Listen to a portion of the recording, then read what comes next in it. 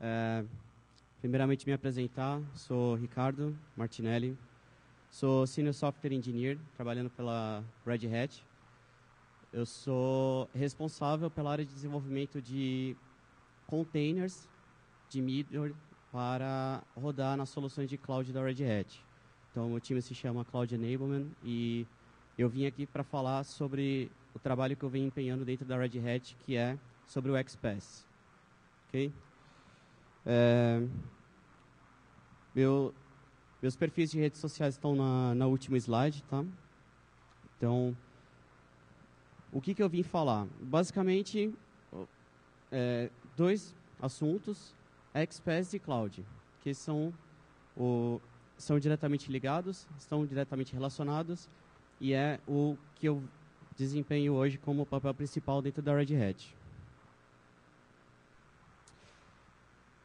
Antes de começar, eu tenho duas coisas para falar.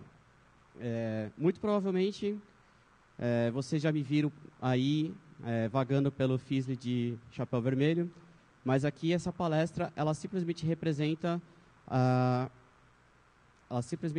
a minha opinião, o meu ponto de vista sobre o assunto, mas não tem necessariamente relação direta com a empresa, com a estratégia da empresa. E, bom, a palestra vai falar um pouco sobre algumas coisas escritas em Java, mas isso não está também diretamente ligado a uma plataforma ou alguma linguagem de programação. Aqui eu vou ter algumas coisas em Node.js, mas nada mudaria se tivesse alguma coisa escrita em Python, Ruby, C ou qualquer outra coisa que estivesse rodando, desde que ela suporte rodar num ambiente de computação em nuvem. Então, hoje o assunto que eu vim tratar é sobre cloud, basicamente isso.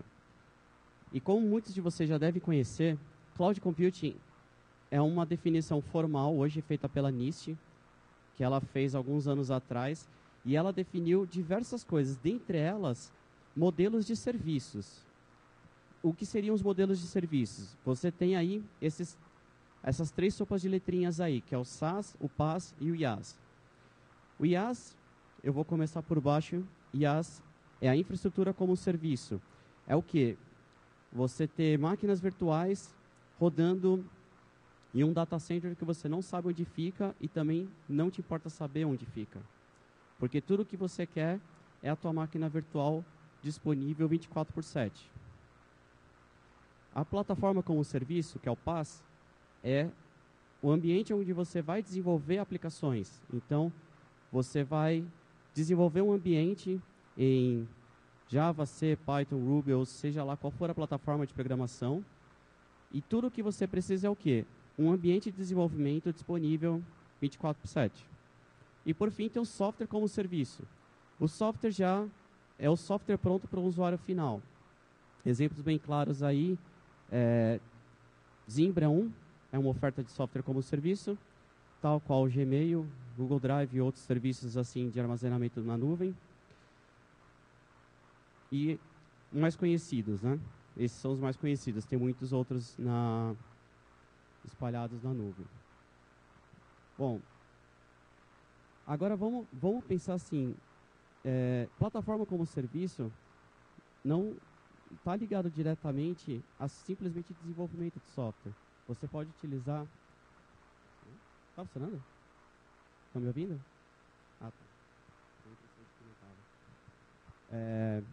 Então, e nesse caso, a gente pode quebrar a plataforma como serviço em vários. Você não vai simplesmente desenvolver um sistema simplesmente botando código. Você pode utilizar alguns recursos avançados. Por exemplo, imagina que você queira recursos de segurança e você tem diversos sistemas sendo desenvolvidos. Então, você pode querer ter uma solução de single sign-on entre eles. Vamos supor que você queira usar o Auth ou OpenID para que ele seja um login comum.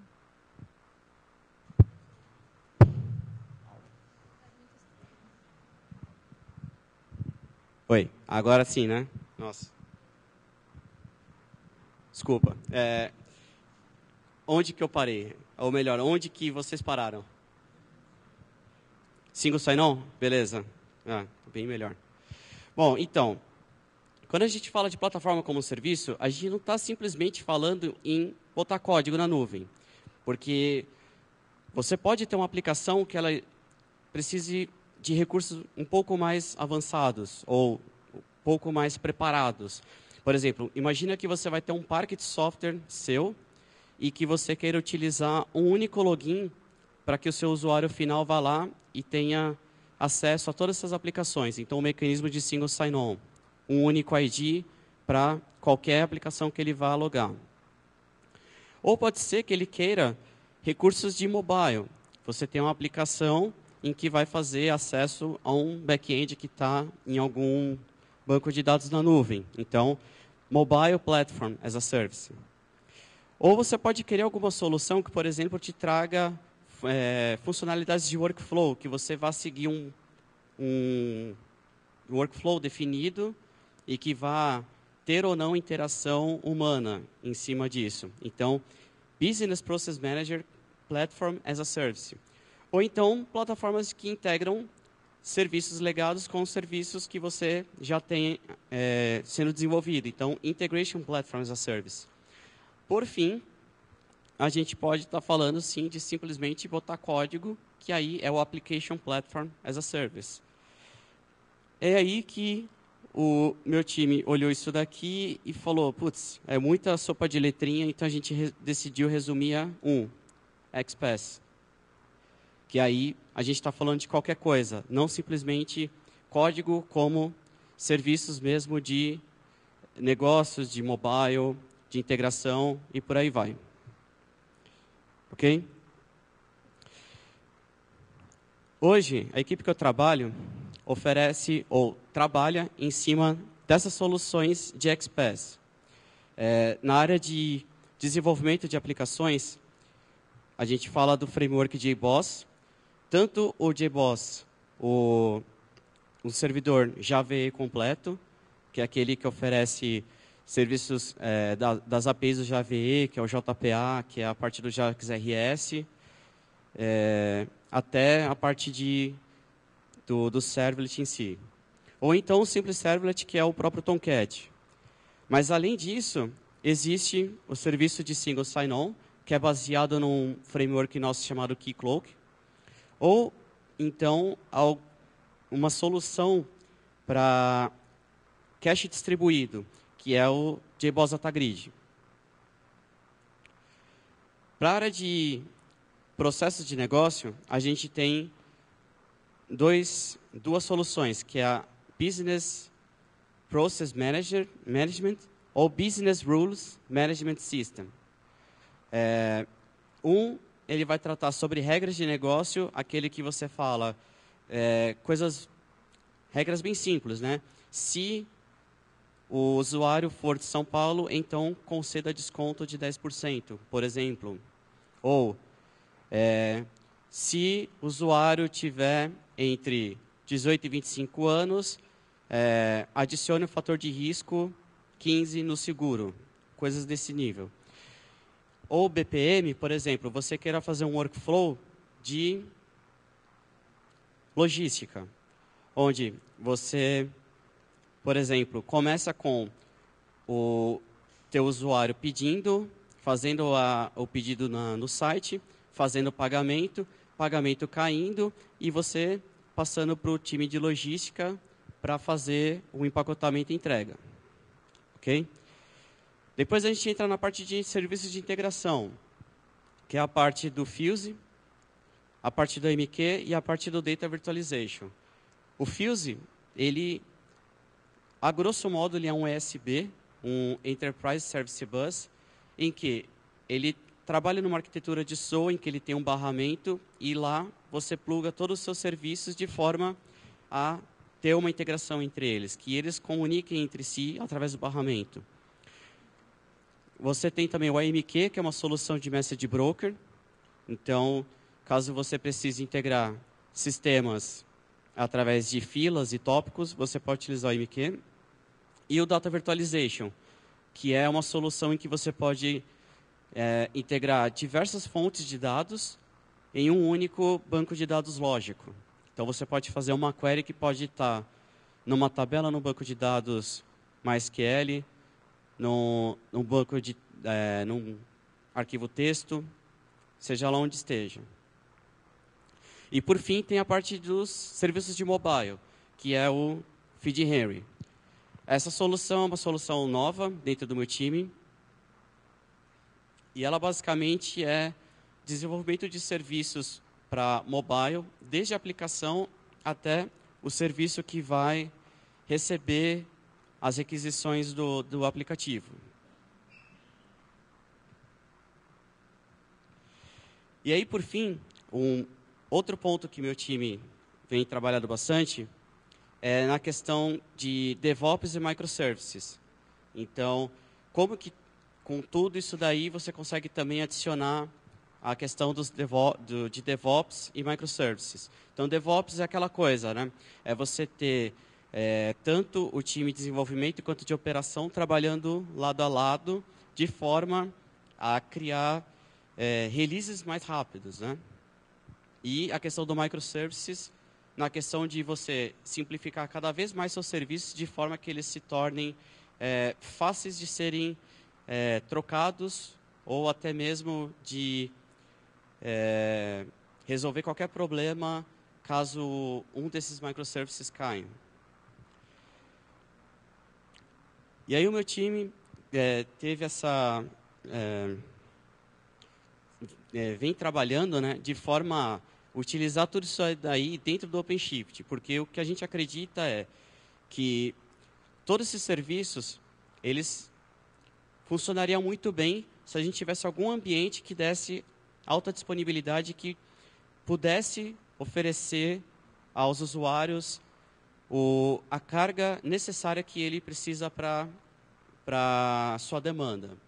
Então, a gente pensa que plataforma como serviço é o que vai fornecer isso, e por isso a gente coloca todas essas plataformas no OpenShift. Então, só para falar um pouco o que é o OpenShift hoje.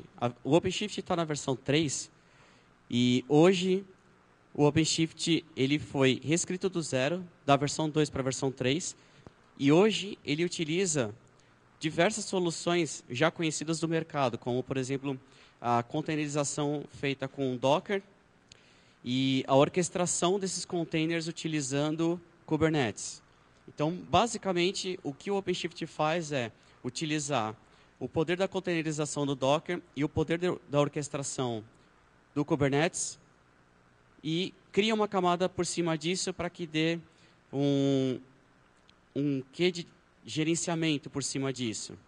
Então, você teria uma interface de gerenciamento que poderia gerenciar todo o seu cluster, em que você poderia fazer o build e deployment das suas aplicações dentro dessa interface e também fazer a automação dele, utilizando conceitos de integração contínua e deployment contínuo. Uma das grandes vantagens que tem hoje no OpenShift 3 é justamente a questão da questão que ele foi arquitetado de forma a ser baseado em microserviços, ou seja, sua aplicação ela é tratada como um microserviço e também reativo.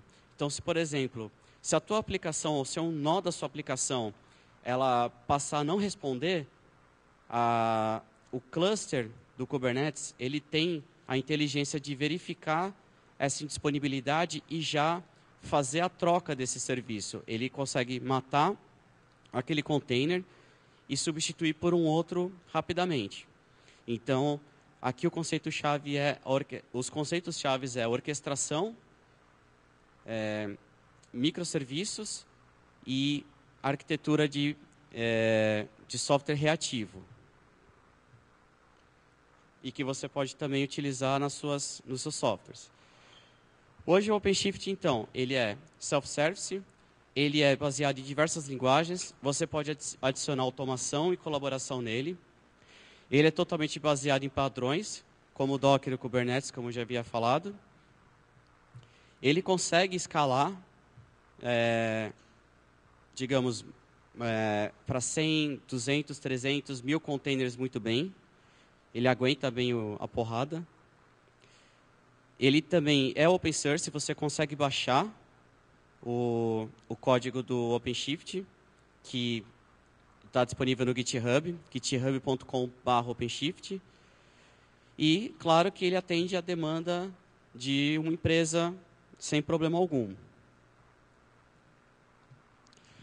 E aí, o que você consegue rodar dentro do OpenShift e do XPath? Você consegue ter mobile backend, você consegue ter mobile push, você consegue ter IoT, serviços de IoT, você consegue ter serviços de analytics usando Spark, você consegue ter mensageria, você consegue ter cache distribuído e utilizando qualquer linguagem que você queira. Então, Java, Node, Python, PHP e por aí vai.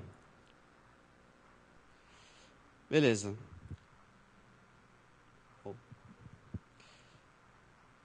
Eu não esperava que fosse só 20 minutos de falatório, mas vamos começar as demos.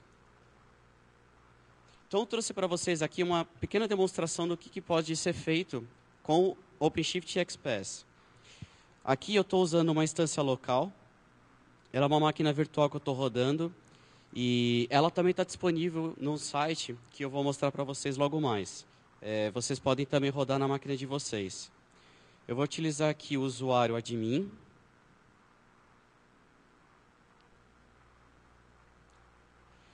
E aqui, logando com o meu usuário admin, eu tenho diversos projetos aqui. Dá para enxergar? Eu acho que está meio claro assim, né? O tom de cores ali. Está bem ruim, né?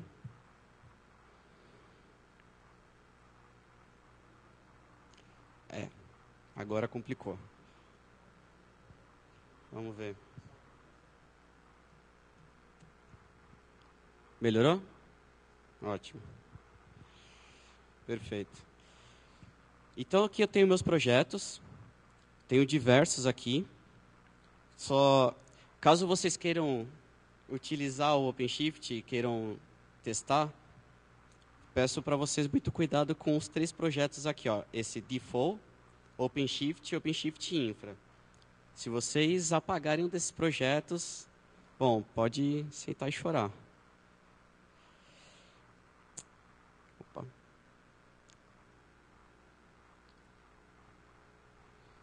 Primeira demo que eu quero mostrar aqui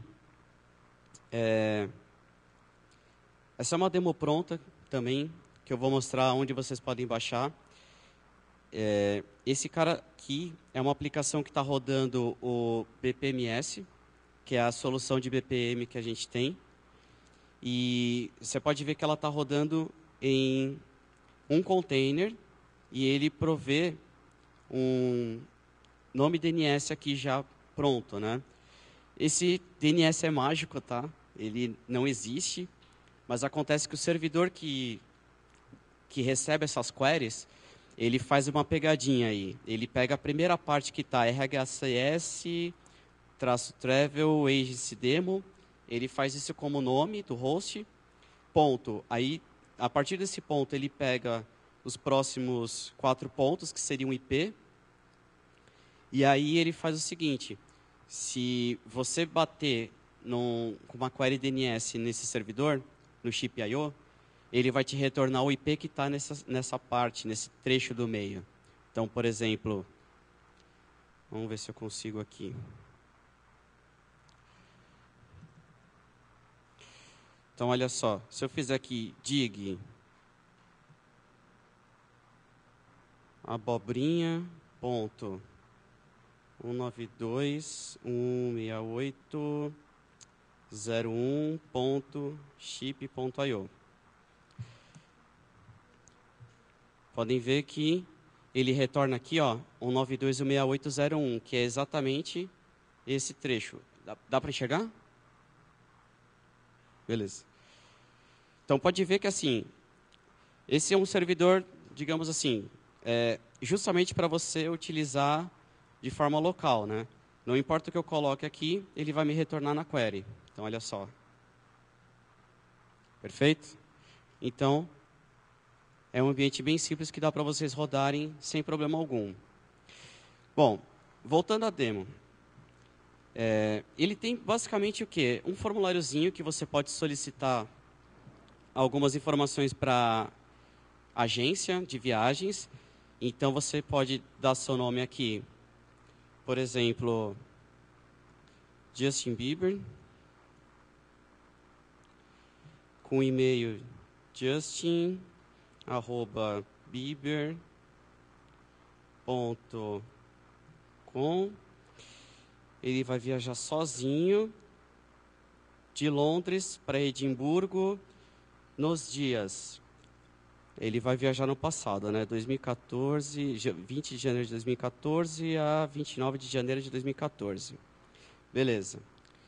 Então, ele submeteu um pedido para passagens aéreas para ir de Londres a Edimburgo do dia 20 de janeiro de 2014 ao dia 29 de janeiro de 2014. Então, agora a gente vai fazer o quê? A gente vai acessar a interface do BPM.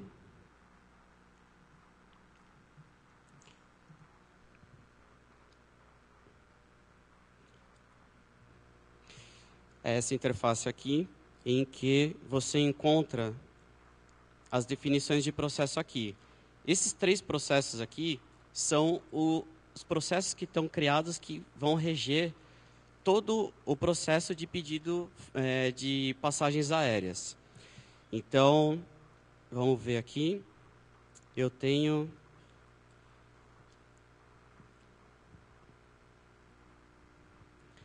então aqui um processo em aberto, que é exatamente do Justin Bieber.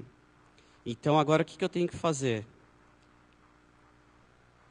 Eu vou vir aqui na parte de tarefas. Opa, isso mesmo?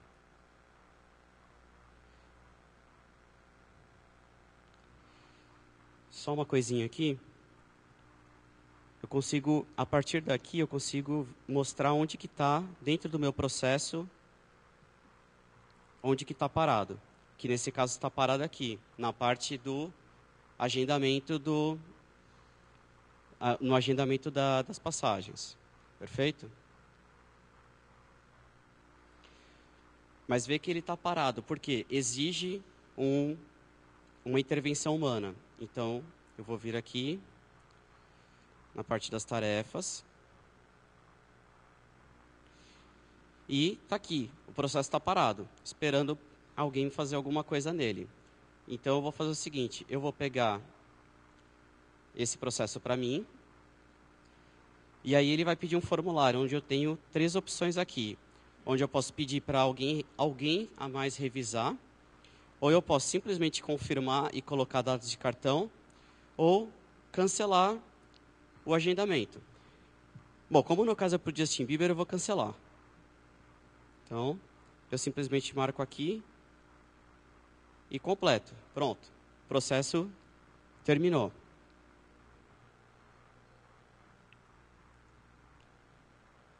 Se eu vir aqui nas instâncias de processo, não existe mais nenhuma instância ativa. No contrário, está completa. Vamos ver onde que parou aqui. Opa.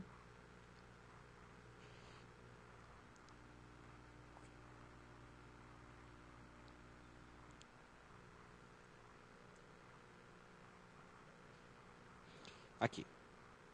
Então, ele finalizou. Então, essa é a primeira demonstração que eu queria fazer. Vou só parar esse cara aqui,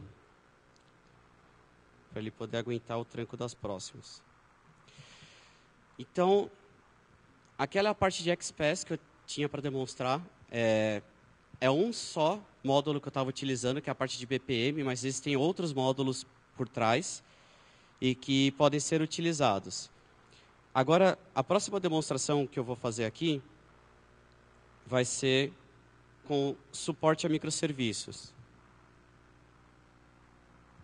Então, tem um dashboardzinho onde ele faz um acesso a 4 web services diferentes.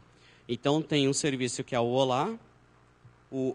Hola em espanhol, Bonjour em francês e o Aloha em havaiano, acredito.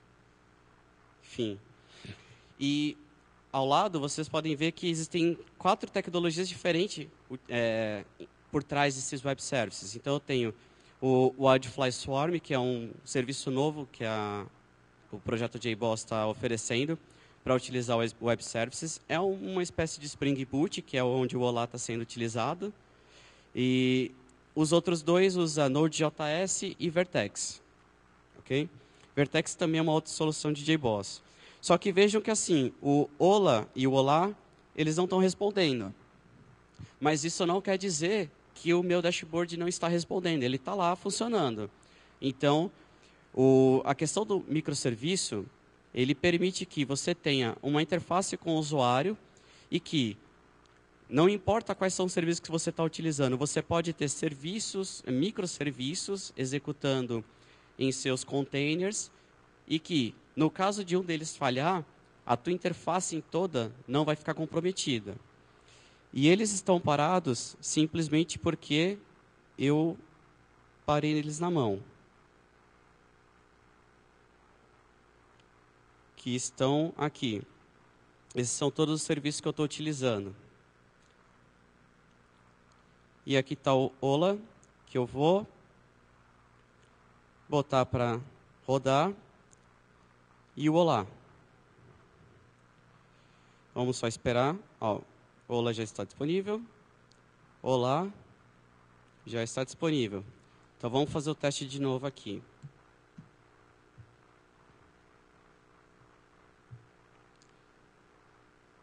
Aparentemente ainda não.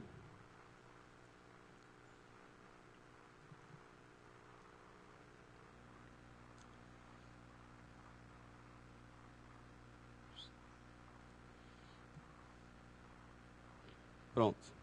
O Olá já começou a responder. Vamos ver agora o Olá.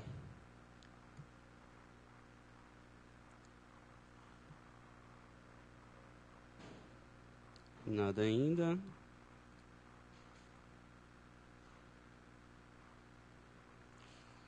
Geralmente é o tempo de boot que leva para eles começarem a responder. Deixa eu só ver como é que está ali.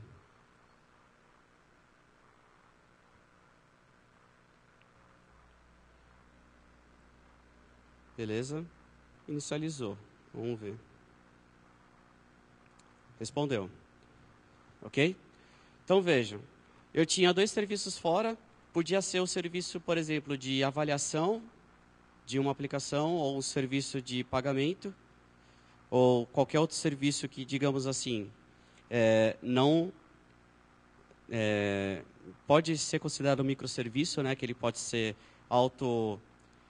autocontainerizável, vamos botar assim.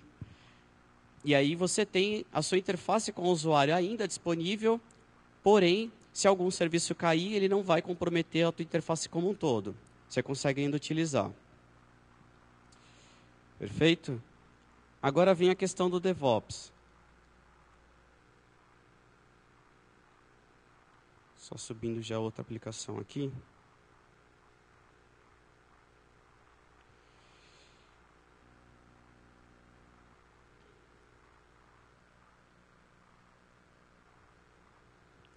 Então, aí teria a questão do DevOps. O que seria a questão do DevOps?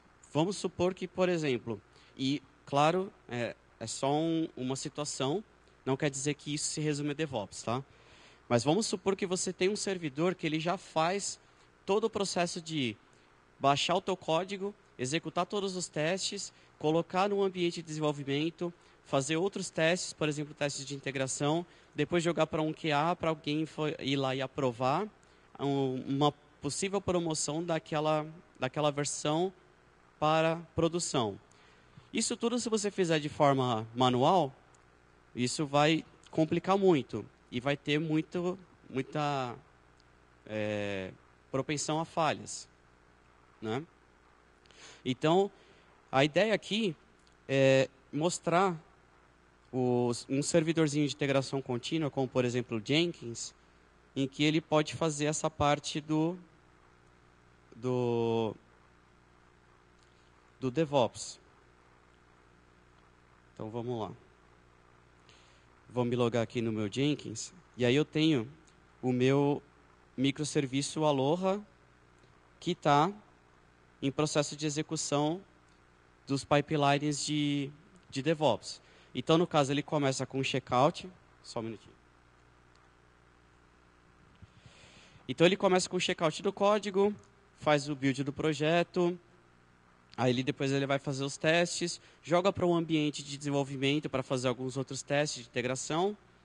Por fim, ele joga, caso os testes ocorram com sucesso, ele joga para um ambiente de QA, em que alguém vai lá, faz um último teste manual e aprova a versão, dizendo que não tem erros. E aí ele faz a promoção para produção. Ok?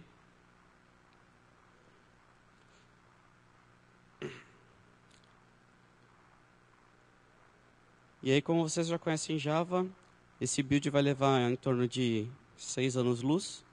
Então, eu vou passar para o próximo. E aí eu volto para esse cara aqui.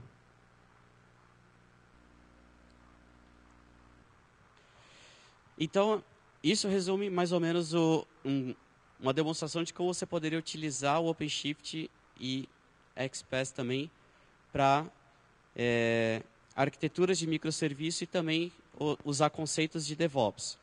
Mas aí, você consegue utilizar também software como serviço dentro do OpenShift? É aí que está o ponto. Quando a gente fala de software como serviço, significa que você vai ofertar algum software já pronto para um usuário final. Então, no caso aqui, eu fiz uma parceria com o pessoal ali do time da Rocket Chat. Não sei se todos já viram, mas o time da Rocket Chat, eles construíram uma espécie de WhatsApp, né? E aí você tem toda uma infraestrutura que você consegue ter chatzinho e canais de conversa para sua empresa, ou seja lá para quem você quiser fazer. E você pode separar isso em canais. Então eu fiz aqui uma configuração. Está aqui meu projetinho Rocket Chat. Então o que eu tenho dentro dele? Eu tenho um banco de dados, que é a arquitetura que eles têm lá. Eles têm um MongoDB por trás e tem uma aplicaçãozinha rodando Node.js aqui. Então você consegue, a partir daqui, rodar o Rocket Chat, rodar um serviço, rodar um software mesmo, já pronto. Então, só para mostrar aqui, eu tenho só um usuário cadastrado aqui.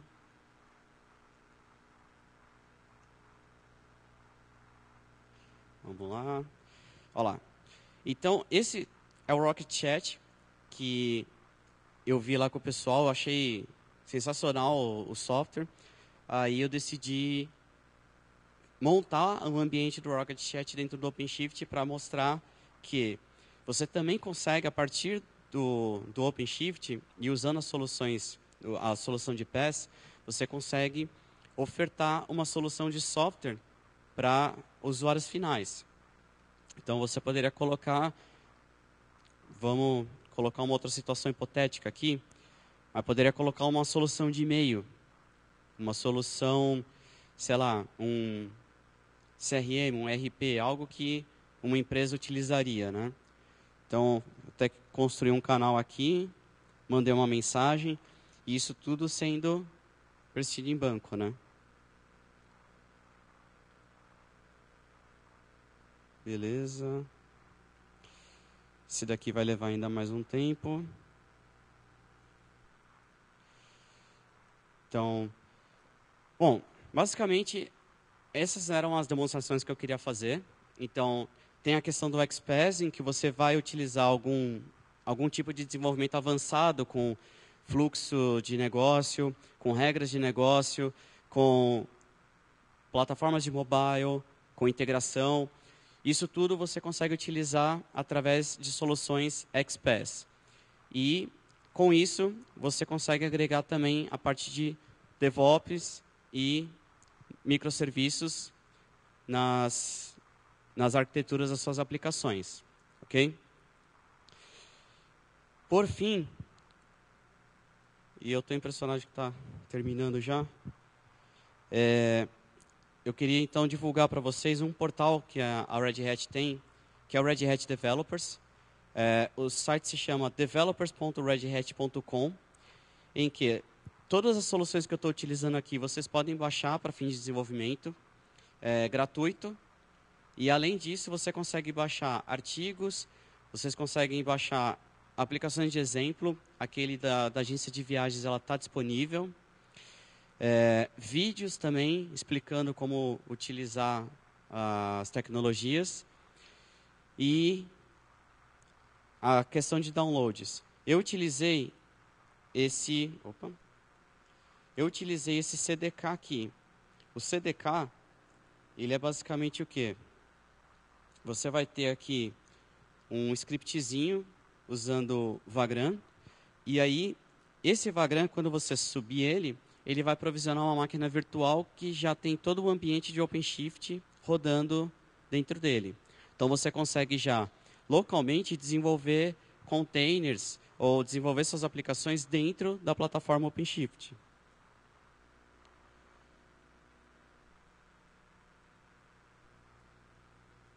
Perfeito. Bom, eu estou até surpreso que foi bem rápido a palestra. Eu achei que ia demorar um pouquinho mais. Esses são os meus contatos. Eu tenho o meu blog, que é o Aprendendo Cloud Computing, que eu estou retomando ele. Eu cansei de utilizar WordPress e Blogger. Eu decidi usar Jekyll, que é muito mais fácil usando Markdown. Então, eu recriei ele usando o site do GitHub para isso. Tem o meu Twitter e tem a minha página do LinkedIn. Se alguém ainda tiver alguma pergunta, que aí dá tempo de ver pelo menos o final dessa demonstração aqui.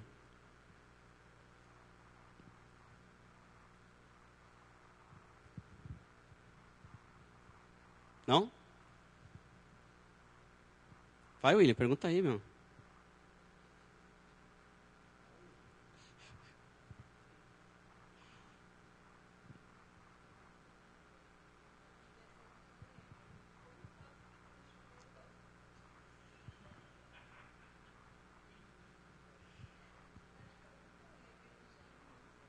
Não, não é. Tá. Na Macadu, né? É isso? No Macadu fizeram a pergunta de como eu faço para ter um chapéu como o meu? Bom, jobs.redhat.com, aí você se aplica para uma vaga, você passa por uma entrevista de emprego e, se você for contratado, você ganha o chapéu. Infelizmente, é a realidade. Só isso? Nenhuma outra pergunta? Deu para entender? Não, né? Não. Bom, beleza, pessoal.